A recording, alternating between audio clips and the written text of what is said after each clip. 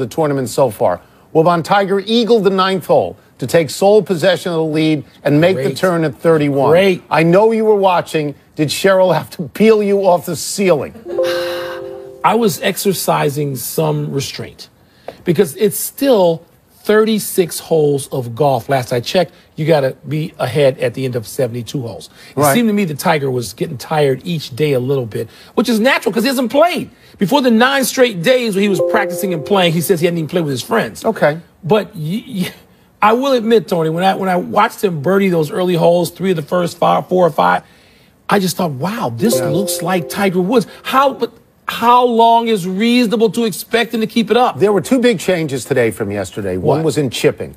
Yesterday he was nervous chipping. He was not confident. Really good today he was confident and chipped well. The other thing was the par 5s. He was +1 on the par 5s yesterday. He was -4 on the par 5s today. That is a big difference. The one caution I had today was his first putts. He blew a lot of them way by. Well, they said they were faster. He did not have a sense of the pace of the green. But I thought, it's not what I thought, okay, because I did pay attention to this. I watched and listened to the commentary. I heard Bones Mackay and Peter Jacobson saying they've never seen him swing with such freedom. About the swing. They talked about the freedom. Randall Chambly, who has been antagonistic towards for Tiger 20 years. You know why? And he's pursuing because his industry is going down the toilet. I'm just going to tell you. Without Tiger Woods. So now Randall Chambly needs him back too. He was effusive. People looked at Tiger Woods, and you could tell there was a feeling of nostalgia that he might actually be back. That's right. Now it's a resort course. And the other players aren't grinding because it doesn't mean anything to them. Is there any yellow light in this to you? Yes. Or you are just foaming at the mouth? You and Brandon Chambly, I'm telling you, Tiger could do nothing to suit him despite winning all those majors and all those tournaments for 20 years, couldn't do a damn thing. And now he is driving the bandwagon. Take your hatred of Brandon Chambly out of this for a second. Okay? What I'm saying to you is my caution is it's a resort course and the other players are just having a good time. But he looked better than I thought. Better than I thought. Great. Okay? Who scraped you off the wall? I don't have to be scraped off the wall. I understand my responsibilities of coming here and doing this show. Sure you do. Big game and Big D last night, Tony. And the Cowboys found that if they stopped whining and just play, they might still be in the playoff picture for a while. Zeke Elliott might not be back yet, but Alfred Morris was just fine in his absence. His 127 yards rushing and the Cowboys harassing of Kirk Cousins amounted to a really lopsided win, 38-14. Tony, this is your division. Does this alter the immediate future for either of these teams? It certainly alters the immediate future for the Cowboys. This was essentially an elimination game from the playoffs. Both teams were 5-6. In the NFC, you got to be 10-6, or you're not going to get in the wild card. So just to run it out. Clarify. Redskins done. They're done. Okay. Oh, no, they're absolutely done. Let's go back to the Cowboys. Now, the Cowboys are still in it. They get Ezekiel Elliott back with 2 games to go. But those 2 games are Seattle and Philadelphia. Now, maybe Philadelphia's clinched everything. People. They could be done. Maybe. So they are technically still, the patient is still alive. I want to go back to last night. See, the Cowboys, to me, Tony, could have been in a couple of other games. You know, Jerry Jones and everybody around it, they spend so much time whining and threatening to sue people, they don't look at their own team. You got Alfred Morris sitting there. Alfred Morris, who you and I are pretty familiar with. He was a great running back for the Redskins. He is the single-season rushing leader for the Washington Redskins 1,600 one year. Ever. Yeah. I mean, that's talking about people like Clinton Portis and John Riggins, folks like that.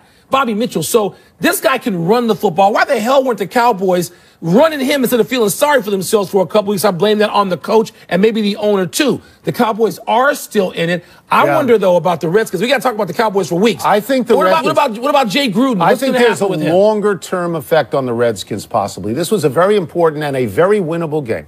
The Cowboys had scored, I wrote it down somewhere, they'd scored 22 points in the last 3 games, and they just scored 38 on the Redskins' defense. There was no defense, there was no offense, and you know what? That means there was no coaching. That's exactly what that means. I wonder about Jay Gruden. If they tank now, if the Redskins tank now, and they don't play great teams coming up, I wonder about him. Does this mean Kirk Cousins was totally great last night, by and large? He was getting chased down and knocked down all the time. He was pushed around, fumbled once, got picked twice. Yeah. So, I mean, I think it has an effect. I think that was a bad game for Washington. Very bad game. The University of Tennessee still does not have a football coach, but they do have a brand new athletic director. Former coach Philip Fulmer has been hired to take the place of John Curry, who was fired this morning. Curry had been in California where he was wooing Mike Leach to become Tennessee's football coach. But before any deal could be made, Tennessee ordered Curry back home and canned him when the plane landed. Wilbon, problem solved?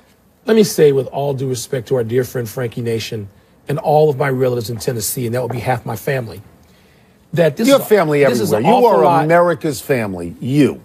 Father with 20 brothers and sisters. That's right. Damn well better believe there's a lot of family, and a mother with 11 now.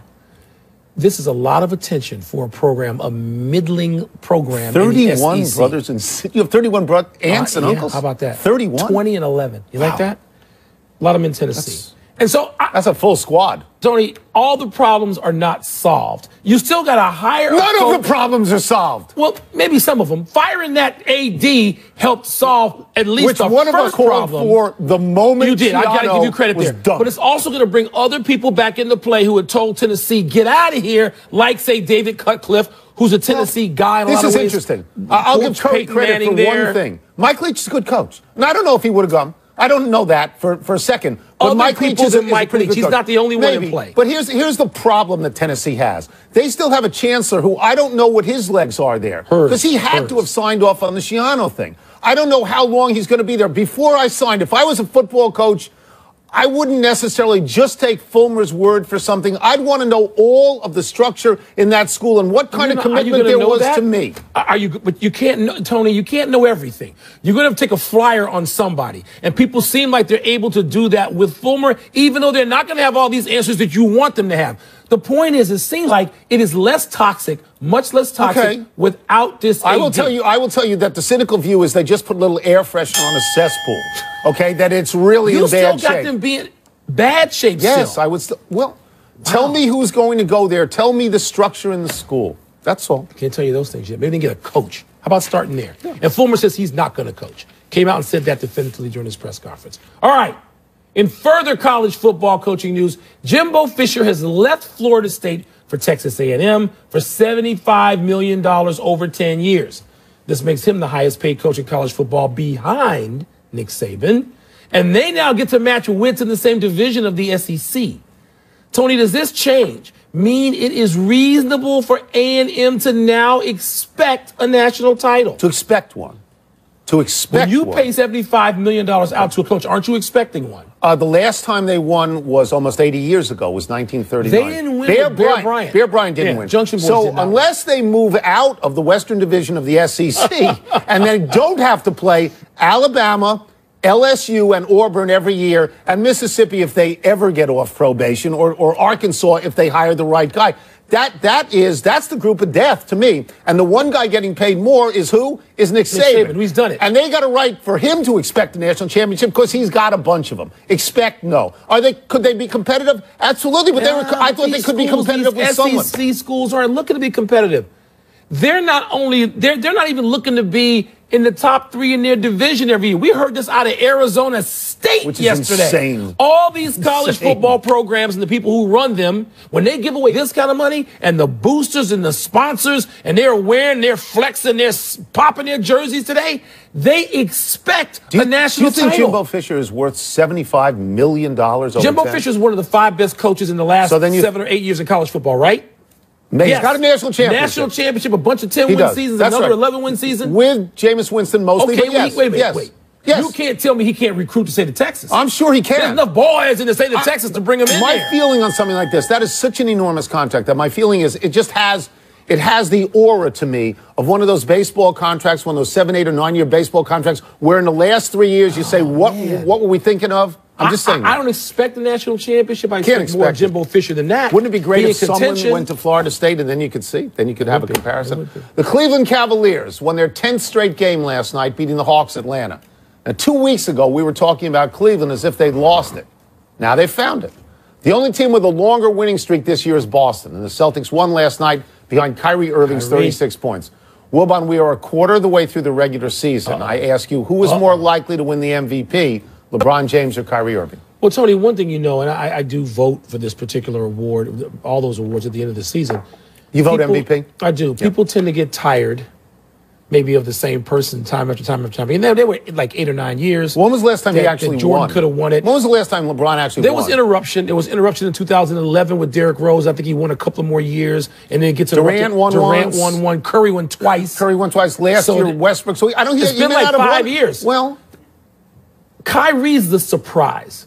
I mean, in this way, you thought he's going to make a difference. Boston's going to be better. Did you think they necessarily, after losing the player they got in free agency to build around, would have the best record in the league and the longest winning streak? No, you didn't think did that. not. By the way, in my year, 2013, the last time for LeBron. So that is the size of the jump. That's a while. LeBron is 28-8-8 so far. This is the best numbers he's ever taken out of November. Now, you know, Kyrie Irving to me is a sexy choice. He's a great player. He's a clutch player. He will be forgiven, I believe, his selfishness in wanting to leave LeBron, and he will be praised for his leadership, and it's justified because they're 19-4. Yeah. But LeBron James, and I got to point this out to you. What? And I know there's voter fatigue. LeBron James is playing without a point guard. He doesn't have Kyrie Irving, and he doesn't have Isaiah Thomas. So he's the point guard. He's playing all five. He's the best point guard anyway. He's playing all 5 positions. Tristan Thompson's been out. Derrick Rose not there. So he's the best player. As a voter, do you think there are voters who will take it out on Kyrie Irving for leaving Cleveland? I hope not. I mean, to me, when you leave, to me as a voter, when you leave a place and you double down and you say, I'll leave this guy. And you succeed. And you go and you succeed in a tough place where there are expectations. Boston, maybe not as crazy as Texas A&M, but Boston's got expectations. Let's take a break. Coming up, Auburn beat Georgia easily a few weeks back.